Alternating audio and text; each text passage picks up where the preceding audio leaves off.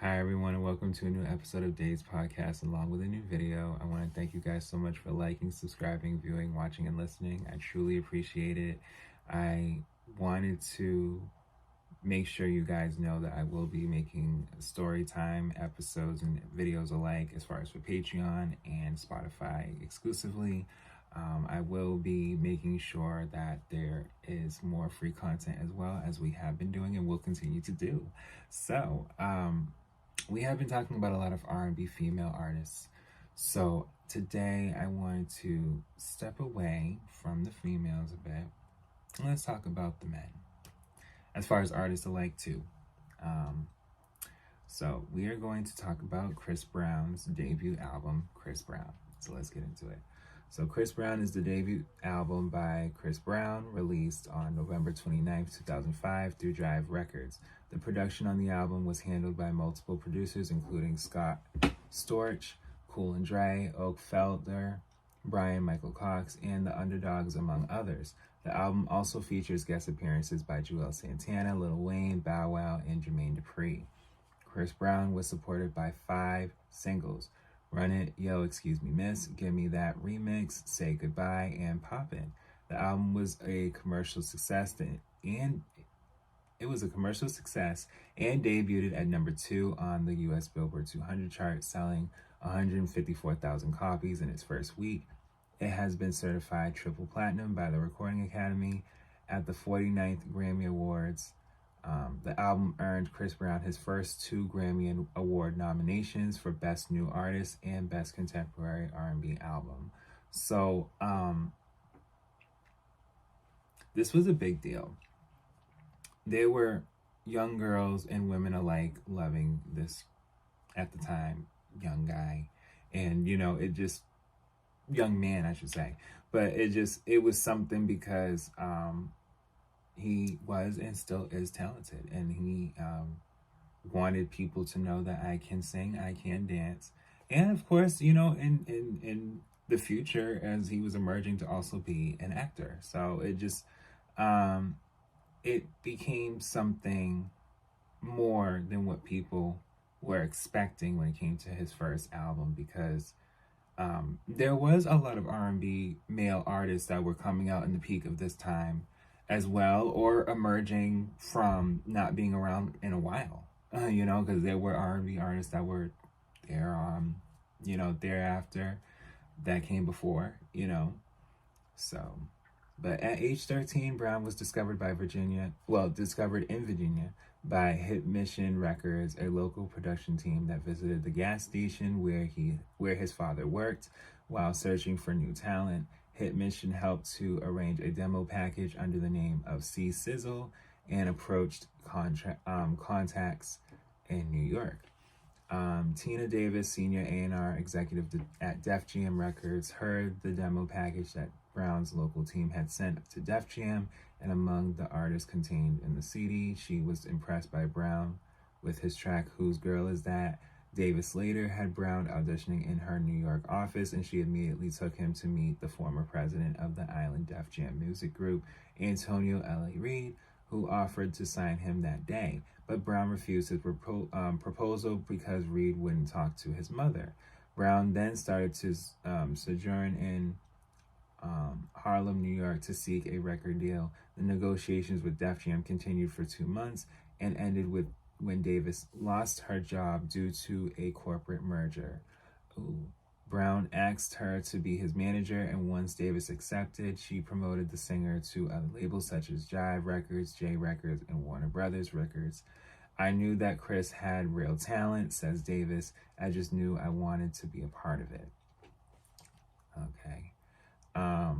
According to Mark Pitts in an interview with Headquarters, Davis presented Brown with a video recording, and Pitt's reaction was, I saw huge potential. I didn't love all the records, but I loved his voice. It wasn't a problem because I knew that he could sing, and I knew how to make records. Brown ultimately signed with Jive Records on Christmas Eve of 2004.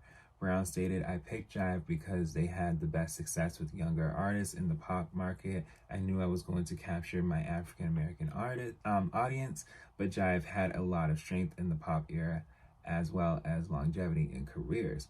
At the time, he dropped out of 10th grade at his Essex High School in Virginia in favor of tutoring. So, and that's happened with artists too. You'd be surprised who, was in school, said, I'm going to either do schooling from home or just not go back to school, and I'm an artist now. You'd be surprised. And I commend them for even still being able to go back to school and getting whichever documentation and certification to be able to show, like, no, I'm educated, and that's just real, okay? A lot of times you just got to do what you got to do. Okay.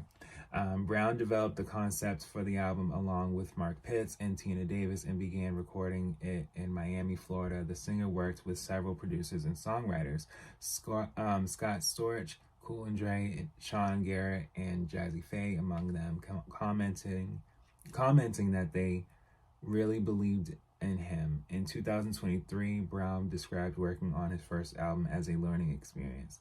The singer worked on 50 songs before coming to a final 14 tracks, being to be included on his first album. Brown co-wrote half of the tracks. Okay, so he also is a writer. And also wanted to make it very clear with him, because he owns his masters. He has been able to say that too, and rightfully so. You always want to own everything, regardless if it's promotion. Like when it really adds up, it adds up. Like you want to own everything. I'm telling anyone ever, when it comes to anything you do, you created it from the ground up. Even with me, own it. Just own it. Okay. I write about the things that 16-year-olds go through every day, says Brown. Like you just got in trouble for sneaking your girl into the house, or you can't drive, so you steal a car or something. The whole album took less than 8 weeks to produce. Brown's original intention on the album was to both rap and sing on the records, but Pitts convinced him to stick to just singing. He said that I was trying to keep it at you're a singer. I was caught up on the idea of stay in your lane. The album was initially supposed to be titled Young Love. However, that idea of for the album title has been discarded as being too kiddie. And you know what? Good. Because a lot of times, and we've seen it with women too, when you have a debut or an album that is self-titled, you are taken more seriously. And it's good that he did that first time, first serve. You know what I mean? Like, I'm not one to not feel like you shouldn't have a project that is solely being able to pour into more of yourself, as opposed to eras in your life that you're kind of captivating with imagery that is for that time and for that moment and for those songs. Okay. So, yeah. It would have been too kiddie for him to come out being like, hi, I'm Chris Brown and this is my album, Young Love. That doesn't sound like, no.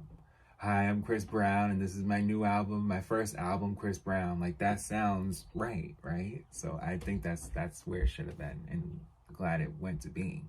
Yes, so Chris Brown debuted at number 2 on the US Billboard 200 chart, selling 154,000 copies in his first week. This became Brown's first US top 10 debut. The album also debuted at number 1 on the US top R&B hip hop chart, becoming his first number 1 on that chart. On December 18th, 2006, the album was a certified double platinum by the Recording Academy for sales for over 2 million copies. As of April 2011, the album had sold 2.1 million copies in the US alone and over 3 million copies worldwide.